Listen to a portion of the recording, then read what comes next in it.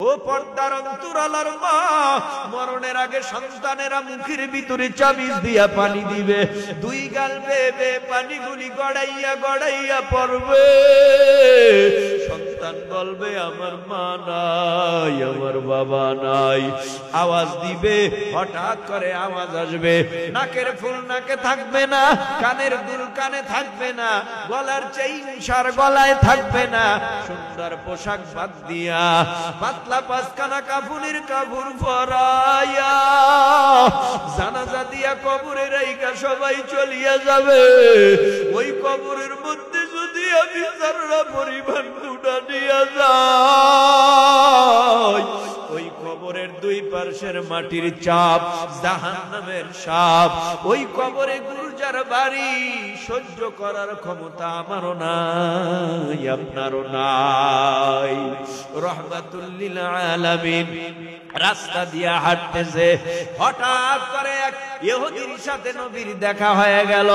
আল্লাহর নবী বলে, ইহুদি ভাই, তুমি আমাকে রাস্তার ভিতরে রাস্তা আটকায় দিলা কেন?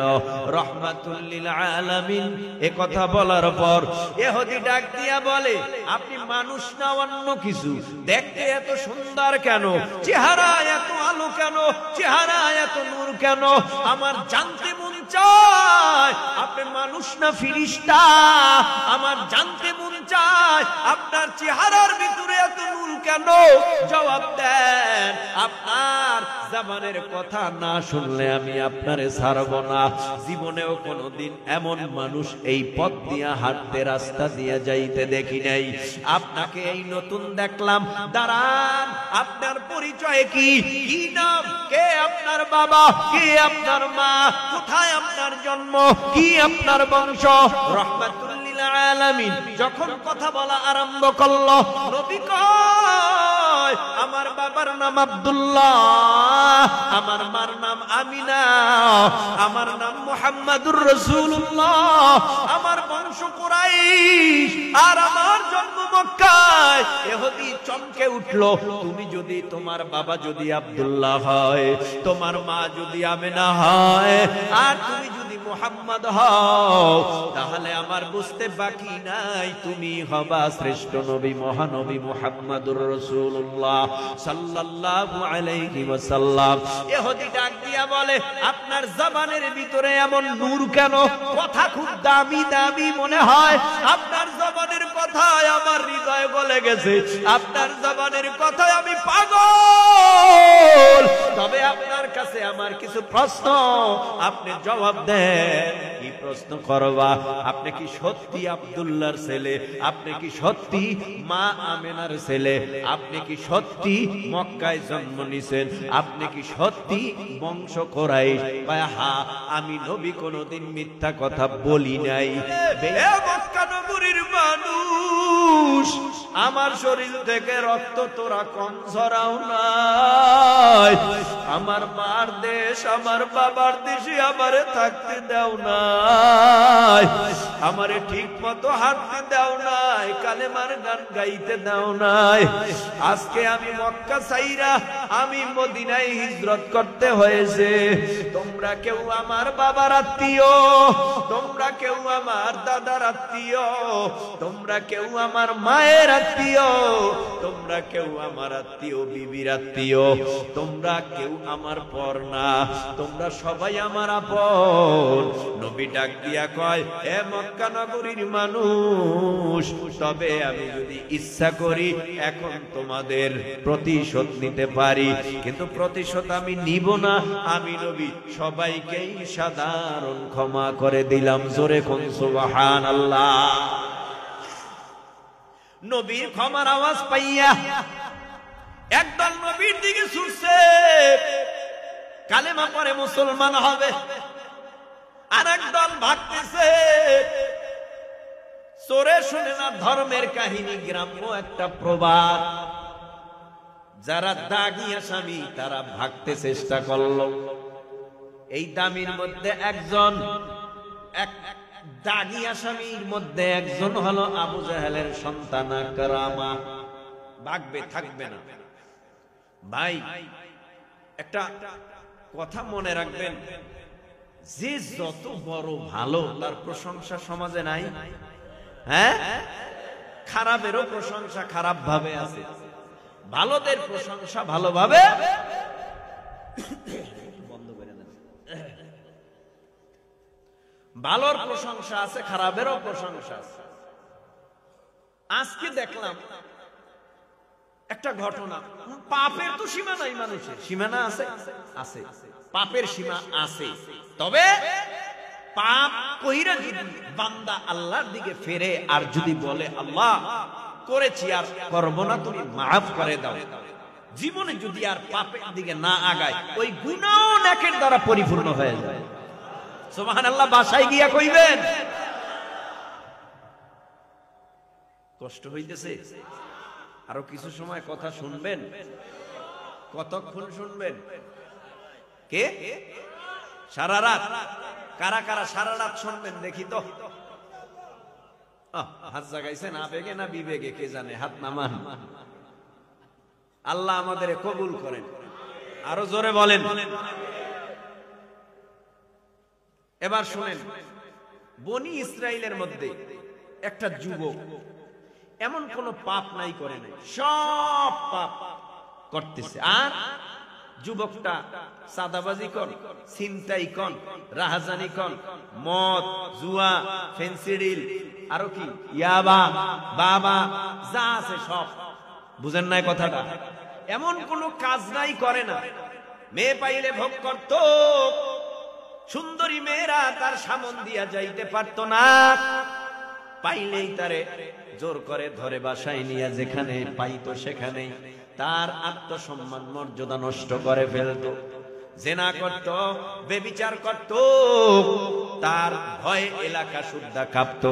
কিছু কিছু তাওরাস আছে এলাকার মধ্যে, দিন নাই, নামাজ নাই, ইসলাম নাই, রোজা নাই, সবাই তারে ভয় পায়, তার কথা বলতে গেলেও একটু হিমশিম খায়। তার আশেপাশের কোন বন্ধু আছে কিনা, যদি থাকে তো বিপদ, আমারে ধইরা নিয়ে মারবে, এরকম ভয়ে ভয়ে কিছু তাওরাসের থেকে, মাস্তান থেকে মানুষ সত্য কথাও গোপন রাখতে চায়। কথা কন না কেন? ভালো মানুষ মইরা গেলে কান্না করে, খারাপ মানুষ মারা গেলে কয় ভালো হয়েছে আলহামদুলিল্লাহ, আরো আগে মরা উচিত ছিল। কথা কয় না কেন? ঠিকও কয় না পাবলিক। তা কমনে যাইতাম? খারাপ মানুষ মইরা গেলে কয় ভালো হয়েছে, ঠাডা পড়া তো আরো আগে উচিত ছিল। আর ভালো মানুষ যদি মরিয়া যায়, চোখের পানি ফালাইয়া কান্দে। ওই যে একটা প্রতিবেদন দেখেছিলাম আরো আগে, অনেক আগে, কথায় কথা টানে, সব সময় সব কথা মনে থাকে না। ওই যে খুলনায় ইরশাদ শিকদার, নাম কি না জানে, এলাকার মানুষ যখন তারে পুলিশ আটকাইয়া জেলখানায় ঢুকাইল, তখনও মুখ খোলে না। যখন ফাঁসির রায় হয়ে গেল, তখনও খুলে না। না জানি আবার কোন জায়গা দিয়া বেরোয়া যায়, বেরোয় গেলে তো বিপদ, আসলেই তো আবার ধরবে, মারবে, কাটবে। আবার নাকি মাগুর মাছ চাষ করতো, মাগুর মাছরে খাওয়াবে। এই প্রতিবেদনটা দেইখা আমি অনেক সময় চিন্তা করলাম ব্যাপারটা কি। এরপরে তাহলে ফাঁসি হইল, তারপরে মানুষ কয় এই লোকটা আসলে খারাপ ছিল, এমন খারাপ, ওর মতো খারাপ আর কেউ ছিল না। খুলনার মানুষেরা কয়, ওই স্থানীয় মানুষেরা, পরজালায় মানুষ হাঁটতে পারত না, ও সব আকাম কুকাম জাহানেজা ছিল সব করত। ও মরার পরে এখন আলহামদুলিল্লাহ আমরা খুব ভালো আছি, ও মরছে আরো আগে মরা উচিত ছিল। তো বুঝেন, খারাপ মানুষ মরলে মানুষ কেমন খুশি হয়। আর ভালো মানুষ মারা গেলে যে যুবকরা দাড়ি রাখার নিয়ত করছে, মিয়া এটা তো ইমাম সাহেবের প্রতিদান, ইমাম সাহেবের প্রচেষ্টা, এলাকার তাবলীগদের প্রচেষ্টা, চরমনাইওয়ালাদের প্রচেষ্টা, আহলে হক বুজুর্গ উলামায়ে কেরামের প্রচেষ্টা। কথা বলেন না কেন? এদের চেষ্টার মাধ্যমে একটা দাড়িবিহীনওয়ালা দাড়িওয়ালা হয়, পাগড়িবিহীনওয়ালা পাগড়িওয়ালা হয়, হারামখোর হালালখোর হয়। তোমারে কেমনে বুঝাইতাম? এরা দাড়ি রাখার নিয়ত করছে, খারাপটা কোথায়? রাখবে না যারা আলাদা ব্যাপার, কিন্তু এখানে তো বলা যাবে না যে দাড়ির মধ্যে ইসলাম, এটা বলা যাবে? বলা যাবে না। রাখতে পারেন না, গুনাহ হয়, এটা বলেন। যে আমার ভুল হইতেছে, হুজুর ভুল, রাখবো ইনশাআল্লাহ, আলাদা ব্যাপার, কিন্তু ফতুয়াবাজি করা যাবে? ভাইরা আমার, যুবকটা এমন কোন কাম নাই করে না, হঠাৎ এই যুবকটার কাছে একটা মেয়ে প্রস্তাব দিল। কি প্রস্তাব দিল? সতীত্ব বিক্রি করার প্রস্তাব। একটা মেয়ে আয়েশা যুবকের কাছে প্রস্তাব দিল, আমার সতীত্বটা বিক্রি করব। তো যুবক চিন্তা করলে এমনি তো খারাপ, আবার প্রস্তাব পাইলে তো মাশাআল্লাহ সারাসারি হয়। প্রস্তাব পাইলাম, ইচ্ছা কইরা প্রস্তাব দিছে, সতীত্ব বিক্রি করবে, আমার কাছে রাত যাপন করবে, টাকার বিনিময়ে রাজি, আমি রাজি। কি দিতে হবে বলো? বলে 60 দিনার। কত দিনার? 60 দিনার দিতে হবে। 6 এর 0 60, 7 দিনার না 60 দিতে হবে। প্রস্তুত। মেয়েটা এত দেখতেও ভালো, সুন্দরী, ঘরের ভিতরে কামরায় ঢুকাইছে। যুবক নামের কিফিল দৌড়াইয়া যখন ওই রুমের ভিতরে ঢুকলো, রুমে ঢোকার পর এখন তার কাছে যাবে, সব বস্ত্র খুলে ফেলবে। হঠাৎ করে মেয়েটা চোখের পানি ফালাইয়া কান্না করে। ওই যুবকটা নজর করে তাকায়, দেখতেছে মেয়েটার চোখের গোটা বেয়ে বেয়ে পানি পড়তেছে। যুবকের চোখের, এই মেয়েটা যুবতীটার চোখের পানি দেইখা কিফিল রাগ হয়ে গেল। এ যুবতী, তোমারে তো আমি জোর করে আনি নাই, তুমি আমারে প্রস্তাব দিয়েছো টাকার বিনিময়ে তোমাকে ভোগ করব, কিন্তু এখন কান্নার কারণ কি? তুমি না আনন্দ দিবা আমারে? কাহা আমি আনন্দ দিব, তবে আমার মনের মধ্যে ভয়। জীবনে আমি এই কাম কোনদিন করি নাই।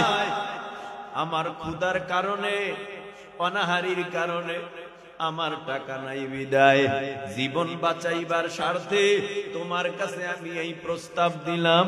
আমি জীবনেও এই কাজ কোনদিন করি নাই।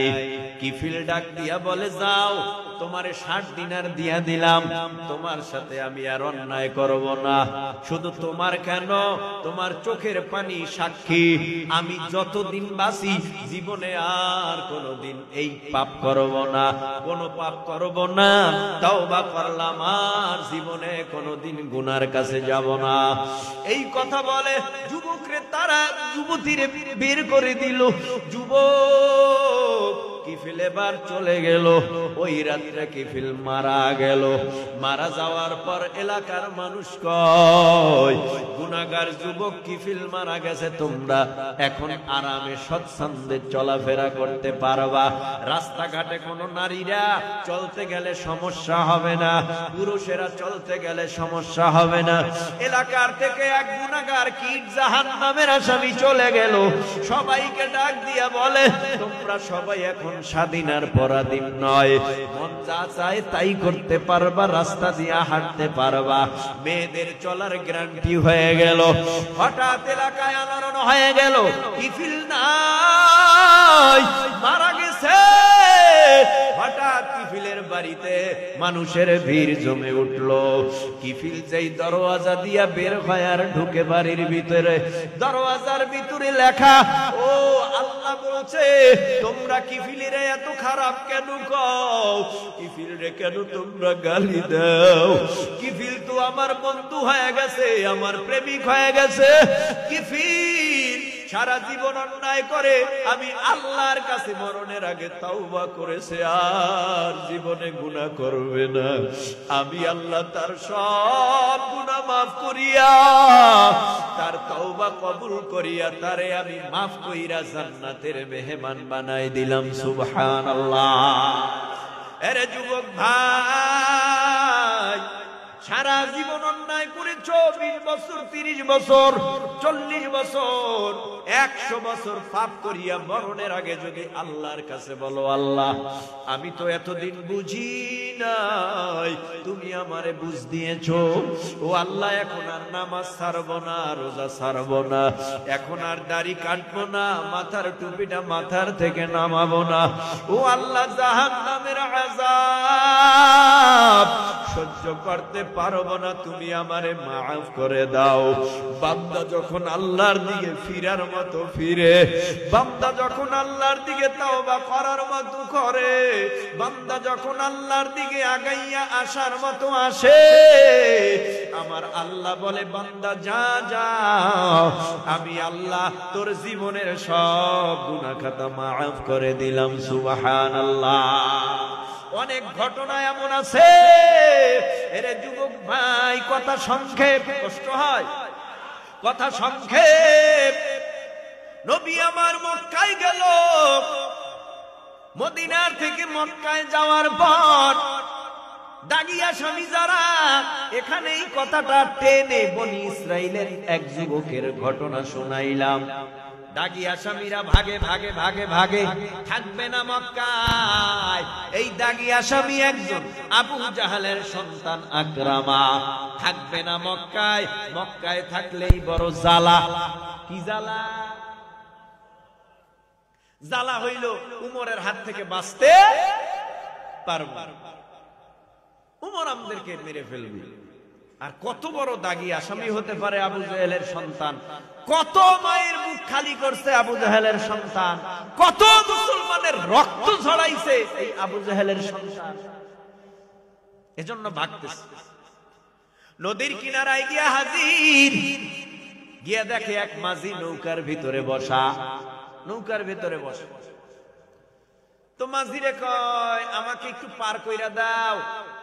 কয়, কেন, কোথায় যাবা? কয়, দেশান্তরিত হব। কেন দেশান্তরিত হবা? বলে, এই মক্কায় মুসলমানের নেতা মুহাম্মদ সাল্লাল্লাহু আলাইহি ওয়াসাল্লাম মদিনার থেকে 10,000 মুসলমান নিয়ে আসছে। মক্কা বিজয় হয়েছে। মক্কায় থাকতে গেলে তো বড় মুসিবত, থাকতে গেলে থাকা যাবে না, মুসলমানের হাত থেকেও বাঁচা যাবে না, মুসলমানদেরকে মেরে ফেলবে। না না না না, মক্কায় থাকতে চাই না, দেশান্তরিত হতে চাই। আবু জাহেলের সন্তান আকরামা নৌকায় উঠলেন। মাঝি নৌকাটা চালাইয়া নদীর মাঝখানে গেল। আল্লাহর কারিশমা কুদরত বুঝা যায় না। আকাশটা মেঘাচ্ছন্ন হয়ে গেল, নদীর পানিগুলি তরঙ্গ আরম্ভ হলো, ডানে বামে বিজলি চমকায়, যাওয়ার মতো কোন রাস্তা নাই, জায়গা নাই। অনেক বড় উঁচু উঁচু উঁচু উঁচু হইয়া ঢেউ আসতেছে, নৌকাটা তলিয়ে যাবে। এবার আবু জাহেলের খোদাকে, আবু জাহেলের সন্তান আকরামা যেই মূর্তির ইবাদত করত, এবার ডাকতে আরম্ভ করলো, ও লাত আমারে বাঁচাও, উজ্জা বাঁচাও, মানাত বাঁচাও।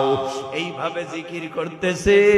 হঠাৎ করে আবু জাহেলের সন্তান দেখতেছে না, নদীর তরঙ্গ থামে না, বিজলিও থামে না, বাতাসও থামে না, নৌকাটা পানির তলদেশে তলিয়ে যাবে, উপায় নাই। হঠাৎ করে ডাক দিছে, ও মুহাম্মাদের খোদা, তুমি এই কঠিন মুহূর্তে ভয়ানক বন্যার ভেতরে, সুম্মাই নদীর ভিতরে, তুমি যদি আমারে বাঁচাইয়া দাও, মুহাম্মদ সাল্লাল্লাহু আলাইহি ওয়াসাল্লামের হাতে হাত রাইখা আমি আবু জাহেলের সন্তান কালেমা পড়ে মুসলমান হয়ে যাব। দেরি করে নাই, দৌড়াইয়া রাহমাতুল লিল আলামিনের দরবারে হাজির। কারণ আল্লাহ কি যখন ডাক দিয়েছে, নদীর তরঙ্গ ঠান্ডা করে দিছে, বৃষ্টি নাই, বন্যা নাই, আলোকিত হয়ে গেল। নৌকাটা নদীর কিনারায়, দৌড়াইয়া নবীর দরবারে আবু জাহেলের সন্তান হাজির। ওখানে আরো একজন হাজির আমার নবীর চাচা আমির হামজাকে নির্মম ভাবে হত্যা করেছিলেন ওয়াহশী।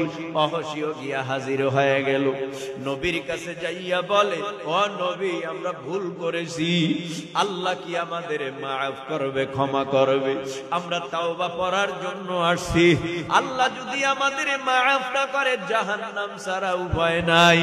আল্লাহর নবী ওয়াহশীরে কয়, আমার চোখের আড়াল হয়ে যাও, তোমারে দেখলে আমার চাচার কথা মনে পড়িয়া যায়, আর চাচার কথা মনে পড়লেই আমার কলিজা ফেটে কান্না আসে, তুমি একটু আমার থেকে আড়াল হয়ে যাও। ওয়াহশী আড়াল হয়ে গেল। আল্লাহর নবী তো ইন হুয়া ইল্লা ওয়াহয়ুন ইউহা, ওহী না আসলে কথা বলেন না, জবান বন্ধ করে থাকেন। আল্লাহ পাক জিবরাইলকে পাঠায়, ও জিবরাইল আর দেরি করিও না, তাড়াতাড়ি আমার নবীরে গিয়া সান্তনার বাণী শোনাও। নবীর কাছে জিবরাইল ওহী নিয়ে আইসা বলে, কুল ইয়া ইবাদিয়াল্লাযীনা আসরাফু আলা আনফুসিহিম লা তাকনাতু মির রাহমাতিল্লাহ ইন্নাল্লাহা ইয়াগফিরুয যুনুবা জামিআ ইন্নাহু হুয়াল গফুরুর রাহিম।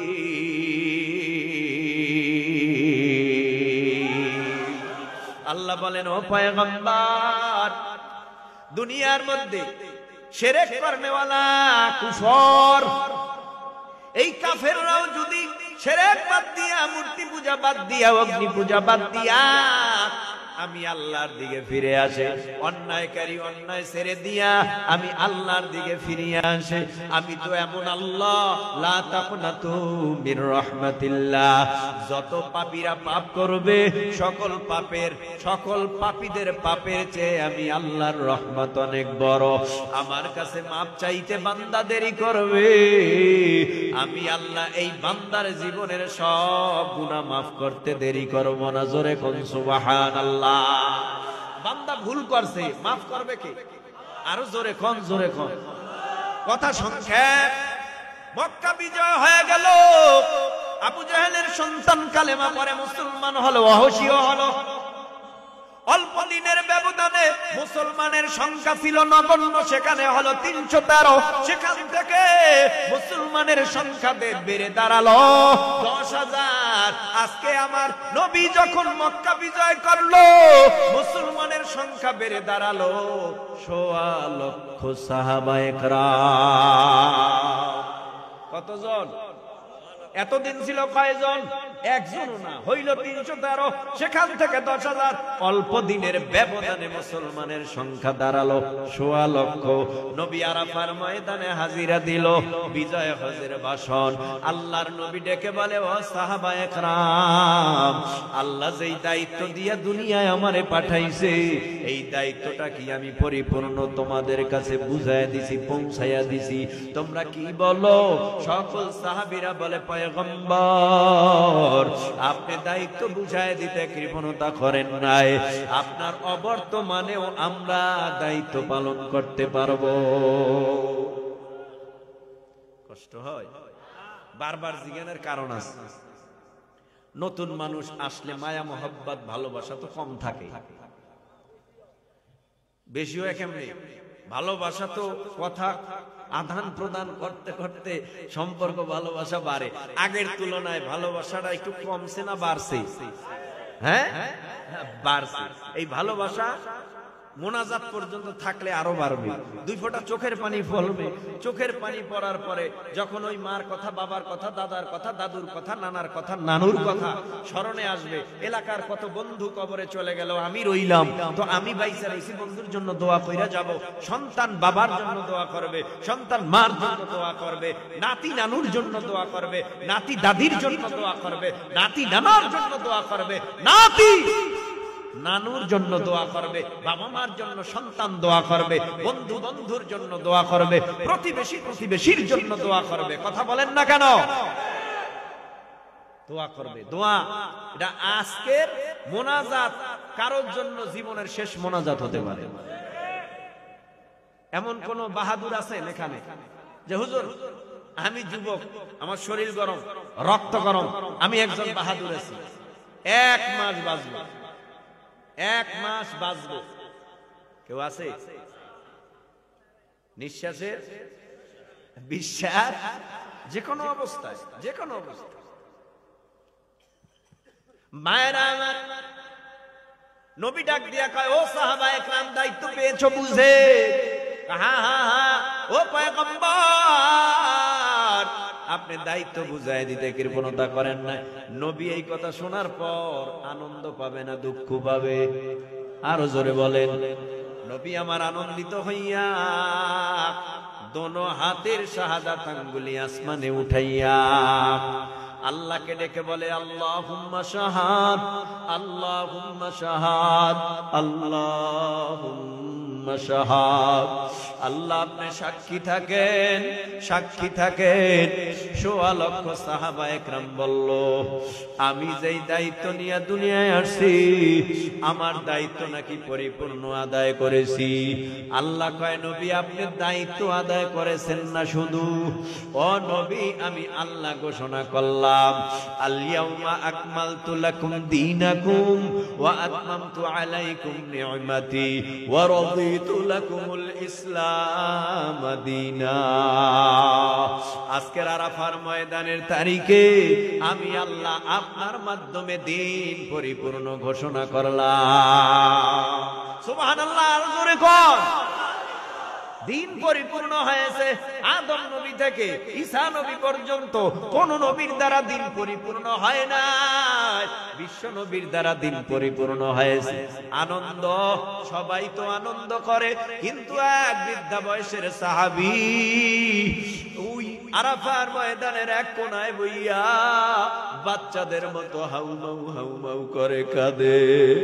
এক সাহাবী বলে, সবাই আনন্দ করে, দিন পরিপূর্ণ হয়ে গেল, অথচ আপনি কাঁদেন কেন? ডাক দিয়া বলে, ও ভাই, এটা অন্তরের ব্যাপার, আমার অন্তরে শান্তি নাই, কান্না আসে, কাঁদতে দাও।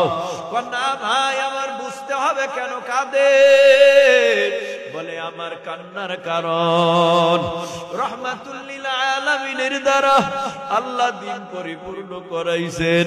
তার মানে নবী আর মনে হয় বেশি দিন দুনিয়ায় থাকবে না। নবী হারা উম্মত আমি আবু বকর কেমনে নবীর বিচ্ছেদের জ্বালা সহ্য করব? যেই মদিনায় নবী থাকবে না, ওই মদিনায় আমি আবু বকর কেমনে থাকবো? যেখানে নবীর পিছনে দাঁড়াইয়া নামাজ আদায় করতাম, নবীর নুরানি চেহারা মোবারক দেখতাম। কেমন নবী আমার নবী! এ যুবক, আমার নবীর যেমন ছিল চেহারা, তেমন ছিল কণ্ঠ, তেমন ছিল বডি ল্যাঙ্গুয়েজ। আমার নবীর কথা শুনলেও মানুষ পাগল হয়ে যাইত, মায়ার নবীর চেহারা দেখলেও পাগল হয়ে যাইত। মায়ার নবীর ঘাম মোবারক তো শিশি ভরে আতর বানাইয়া বিবাহ অনুষ্ঠানে ব্যবহার করা হতো। এমন নবী আমার নবী, যেই নবীর ঘাম মোবারক থেকে মেশক আম্বরের ঘেরান আসতো। এমন নবী আমার নবী, রাস্তা দিয়া হাঁটলে এক খণ্ড মেঘ নবীর মাথায় ছায়া দান করত। আমার নবী এমন নবী, যেই নবী জান্নাতে না যাওয়া পর্যন্ত কোন নবীরা জান্নাতে যেতে পারবে না। আমার নবী এমন নবী, যেই নবীর উম্মত জান্নাতে না যাওয়া পর্যন্ত কোন নবীর উম্মতেরা জান্নাতে যেতে পারবে না। আমার নবী এমন নবী, একটা আবু দাউদ শরীফের হাদিস শোনাইয়া যায়। আরে যুবক, ও পর্দার আড়ালের মা, কিছুক্ষণের ভেতরেই মোনাজাত হয়ে যাবে। দেখো, মোনাজাতের আগে 2 ফোঁটা চোখের পানি ফালাইয়া কান্নার আওয়াজ দিয়া বিদায় নিতে পারো কিনা মা বোনেরা? আজকে নাকের মধ্যে কত সুন্দর ফুল মা, কানের মধ্যে দুল আর গলায় চেইনার সার। ও পর্দার অন্তরালার মা, মরণের আগে সন্তানেরা মুখের ভিতরে চাবিজ দিয়া পানি দিবে, 2 গাল বেয়ে পানিগুলি গড়াইয়া গড়াইয়া পড়বে। সন্তান বলবে, আমার মা নাই, আমার বাবা নাই। আওয়াজ দিবে, হঠাৎ করে আওয়াজ আসবে, নাকের ফুল নাকে থাকবে না, কানের দুল কানে থাকবে না, গলার চেইন সার গলায় থাকবে না। সুন্দর পোশাক বাদ দিয়া পাতলা পাঁচখানা কাফনের কাপড় পরাইয়া জানাজা দিয়া কবরে রাইখা সবাই চলিয়া যাবে। ওই কবরের মধ্যে যদি আমি যারা পরিমাণ গুনাহ নিয়ে যাই, ওই কবরের দুই পার্শ্বের মাটির চাপ, জাহান্নামের সাপ, ওই কবরে গুরজার বাড়ি সহ্য করার ক্ষমতা আমারও নাই, আপনারও নাই। রহমাতুল লিল আলামিন রাস্তা দিয়া হাঁটতেছে, হঠাৎ করে এক ইহুদির সাথে নবীর দেখা হয়ে গেল। আল্লাহর নবী বলে, ইহুদি ভাই, তুমি আমাকে রাস্তার ভিতরে রাস্তা আটকায় দিলা কেন? রহমাতুল লিল আলামিন এ কথা বলার পর ইহুদি ডাক দিয়া বলে, আপনি মানুষ না অন্য কিছু? দেখতে এত সুন্দর কেন? চেহারা এত আলো কেন? চেহারা এত নূর কেন? আমার জানতে মন চায় আপনি মানুষ না ফিরিস্তা। আমার জানতে মন চায় আপনার চেহারার ভিতরে এত নূর কেন? জবাব দেন। আপনার জবানের কথা না শুনলে আমি আপনারে ছাড়ব না। জীবনেও কোনোদিন এমন মানুষ এই পথ দিয়া হাঁটতে, রাস্তা দিয়া যাইতে দেখি নাই। আপনাকে এই নতুন দেখলাম। দাঁড়ান, আপনার পরিচয় কি? কি নাম? কে আপনার বাবা? কে আপনার মা? কোথায় আপনার জন্ম? কি আপনার বংশ? রহমাতুল লিল আলামিন যখন কথা বলা আরম্ভ করলো, নবী কয়, আমার বাবার নাম আব্দুল্লাহ, আমার মার নাম আমিনা, আমার নাম মুহাম্মাদুর রাসূলুল্লাহ, আমার বংশ কুরাইশ, আর আমার জন্ম মক্কায়। ইহুদি চমকে উঠলো, তুমি যদি, তোমার বাবা যদি আব্দুল্লাহ হয়, তোমার মা যদি আমিনা হয়, আর তুমি যদি মুহাম্মদ হও, তাহলে আমার বুঝতে বাকি নাই, তুমি হবা শ্রেষ্ঠ নবী, মহানবী মুহাম্মাদুর রাসূলুল্লাহ সাল্লাল্লাহু আলাইহি ওয়াসাল্লাম। ইহুদি ডাক দিয়া বলে, আপনার জবানের ভিতরে এমন নূর কেন? কথা খুব দামি দামি মনে হয়। আপনার জবানের কথায় আমার হৃদয় গলে গেছে, আপনার জবানের কথায় আমি পাগল। তবে আপনার কাছে আমার কিছু প্রশ্ন, আপনি জবাব দেন। কি প্রশ্ন করবা? আপনি কি সত্যি আব্দুল্লাহর ছেলে? আপনি কি সত্যি মা আমিনার ছেলে? আপনি কি সত্যি মক্কায় জন্ম নিছেন? আপনি কি সত্যি বংশ কুরাইশ? হ্যাঁ, আমি নবী কোনদিন মিথ্যা কথা বলি নাই। বেঈমানেরা আমারে আল আমিন কয়, আমি জীবনে মিথ্যা কথা বলবো না, কারণ আমি আল্লাহর পাঠানো পয়গম্বর। আমার নাম গোপন করার জন্য আমি এখানে আসি নাই, আল্লাহ আমার নাম প্রকাশ করার জন্য জমিনে আমারে পাঠাইছে। কয়, তাই যদি হয় আপনারে পরীক্ষা করব, যদি পাস করেন আমি কালেমা পড়ে মুসলমান হয়ে যাব। কি পরীক্ষা করবা বলো? ইহুদি কয়, পাহাড়ের উপরে একটা বড় গাছ, ওই গাছ আপনার কথা মতো ওই উঁচু পাহাড়ের উপর থেকে যদি আপনার কাছে আইসা আপনারে নবী বলে স্বীকৃতি দেয়, এমন এতিম নবী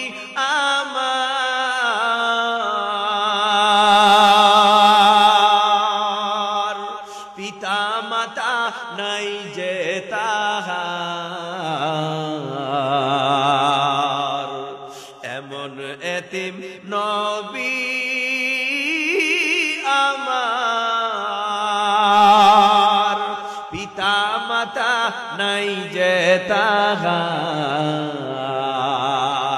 তারপরেও কত মারা মারলো কাফের দুশ্মনে, তারপরেও কত মারা মারলো কাফের দুশ্মনে, নবী বিনে কে তরাবে পুলসিরাত মিজানে, নবী বিনে কে তরাবে পুলসিরাত মিজানে।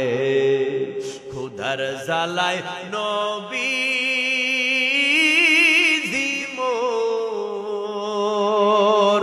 বেঁধেছিলেন পেটে পাথর, কাতর হয় মাঝে মাঝে পরে যেতেন জমিনে, কাতর হয় মাঝে মাঝে পরে যেতেন জমিনে, নবী বিনে কে তরাবে পুলসিরাত মিজানে, নবী বিনে কে তরাবে পুলসিরাত মিজানে। রাহমাতুল লিল আলামিন ডাক দিয়েছে, ও পাহাড়ের উপরের গাছ, ইহুদি দেখতে চাই আমি নবী কিনা। নবীর ডাকে পাহাড়ের উপরের গাছ, ওই পাহাড়ের পদদেশে শিকড়গুলি চলে গেছে নবীর প্রেমে। এবার গাছ পাগল হইয়া গাছটা আস্তে করে শিকড়গুলো উগলাইয়া বাসমান হইয়া নবীর প্রেমে, নবীর দিকে গাছ এবার দৌড়ায়। নবীর সামনে গাছ গিয়া হাজিরা দিল। ইহুদি আশ্চর্য, এটা কি মানুষের কাজ হইতে পারে? কেমনে সম্ভব? এই মুহাম্মদুর রাসূলুল্লাহ সাল্লাল্লাহু আলাইহি ওয়াসাল্লাম, গাছ দিয়া পারলে কথা বলাও, কথা বলাইলে কালেমা পড়ব। পাইছে নবীর আর কি ছাড়া যায়? আটকায়া ধইরা রাখবো চাইরে দিকে যা আছে মনে মনে। কিছু লোক আছে না বুজুর্গ, পাইলে আর ছাড়তে ইচ্ছা করে না, মন চাই বসে থাকি সারা দিন রাত 24 ঘন্টা। যদি পারতাম বসে থাকতাম, যদি পারতাম তার চেহারার দিকে তাকায় থাকতাম, যদি পারতাম তার কাছে বইসা বইসা আল্লাহর নামের জিকির করতাম আর দোয়া নিতাম। এইভাবে মন চায়। তো ইহুদি চাইছে। আবার ওই মজলিস থেকে যদি হঠাৎ চলে যায় তখন একটু দুঃখ লাগে, বিরহ জ্বালা বাড়ে, বিরহ বেদনা বাড়ে। আরে এখন আমার উঠে যাইতে হইব, ভিআইপি গেস্ট আইছে, তো ভিআইপি লগে দেখা হইব, তো আমরা ছোট দেখে কি দেখা করতে পারব না? মনে হয় না? এমন কথা কয় না, হয় না? তো আটকায় রাখবে।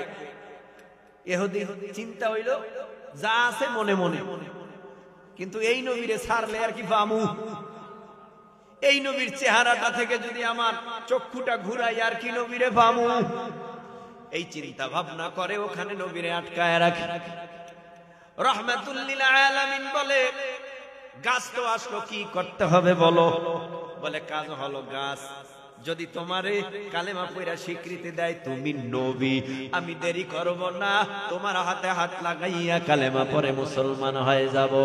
আমার নবীর কথা মতো চাঁদ খণ্ডিত হয়, আমার নবীর কথা মতো শুধু গাছ কেন, আমার নবীর মুসা নবী কয় আল্লাহ আমারে দেখা দাও, আল্লাহ কয় নবী মুসা আপনারে দেখা দেওয়া যাবে না, লাংতারনি। আল্লাহ কয় তোমারে দেখা দেওয়া যাবে না, মুসা নবী কয় ও আল্লাহ তোমার দেখা ছাড়া ভালো লাগে না। আল্লাহ কয় দেখতে চাও তবে যাও। ফালাম্মা তাজাল্লা রাব্বুহু লিল জাবাল জাআলাহু দাক্কাও ওয়া খাররা মূসা সাঈকা। তুর পাহাড়ে গেল, যাররা পরিমাণ নূর ছাড়লো, তুর পর্বত কইরা সুরমা হয়ে গেল।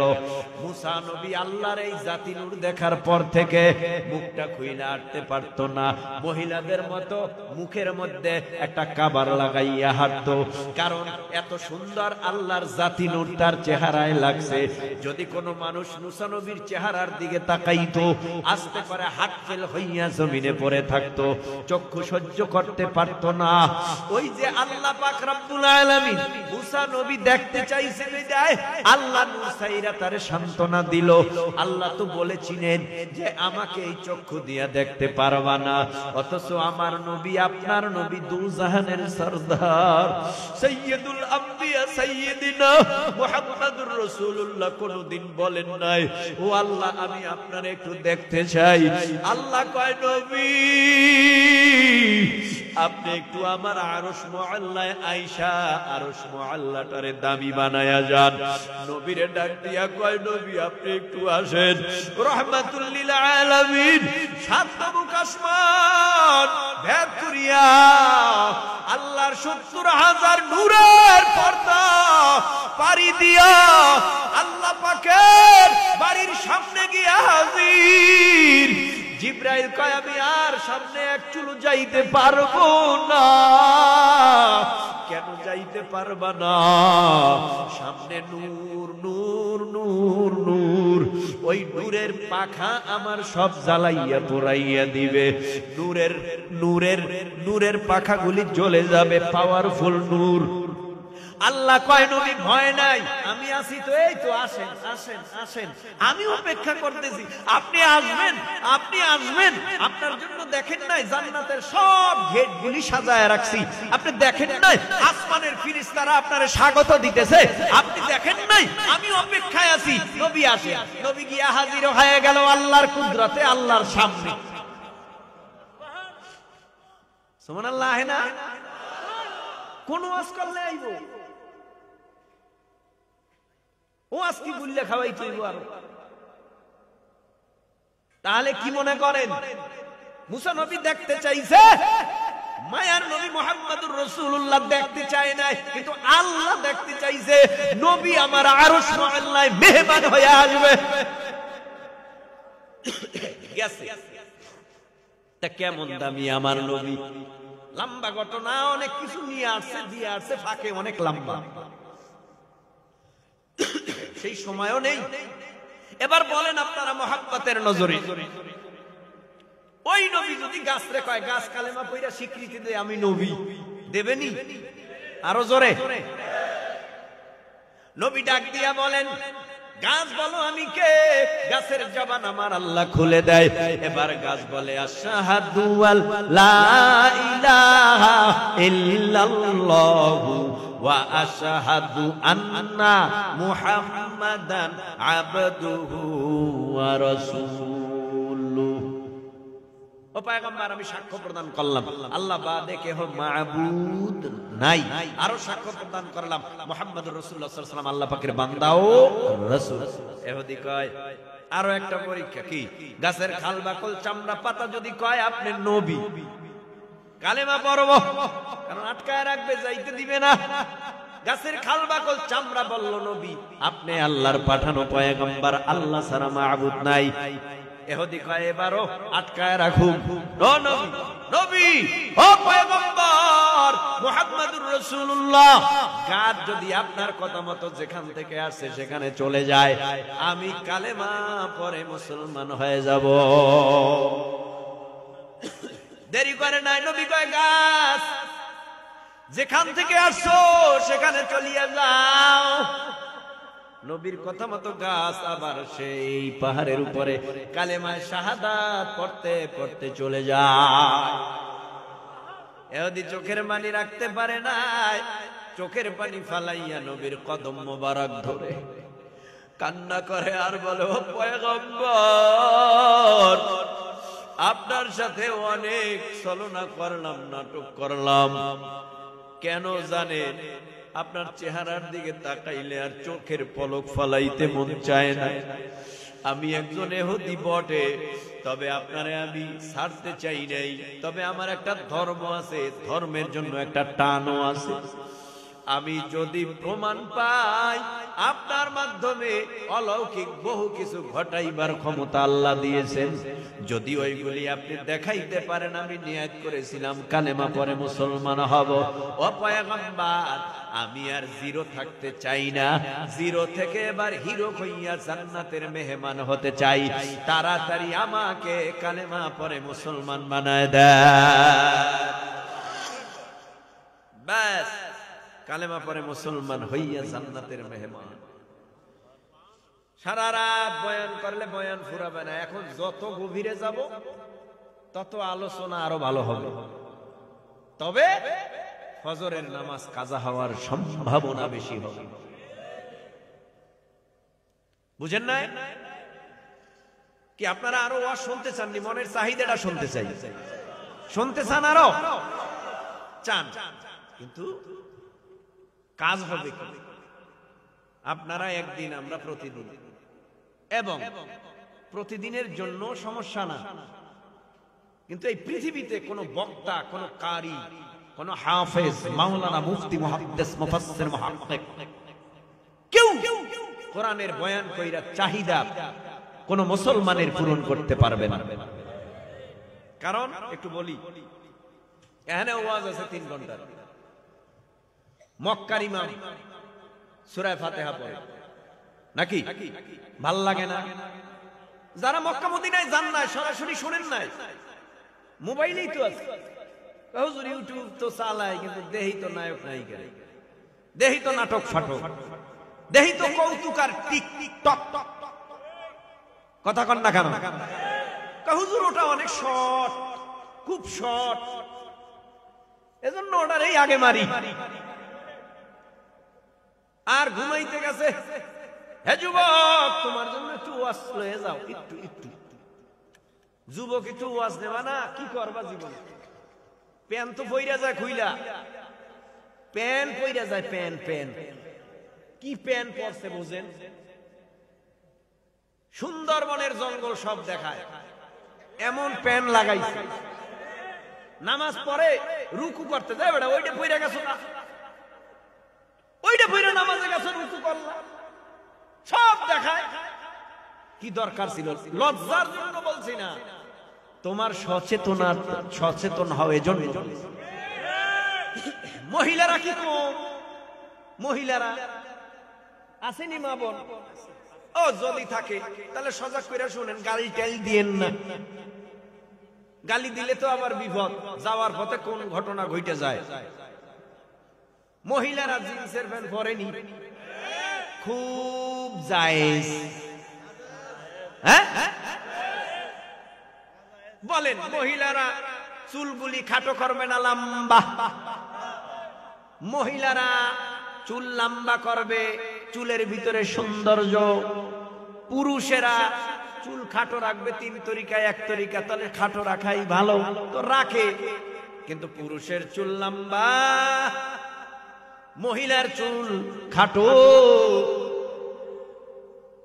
মহিলার শরীরে জিন্সের প্যান্ট পরা, জিন্সের গেঞ্জি গায়ে, মাথায় ক্যাপ, পায়ের ভিতরে আবার শু পইরা হাঁটে। এটা পুরুষ না মহিলা না হিজলা সেনার কোনো কায়দা নাই। এই ওয়াজ কারো আঘাত করবে, কারো কাছে আবার ভালো লাগবে, কেউ বা আবার দুঃখ পাবে। এতক্ষণ তো ভালো ছিল, এখন আবার কি শুরু হইল?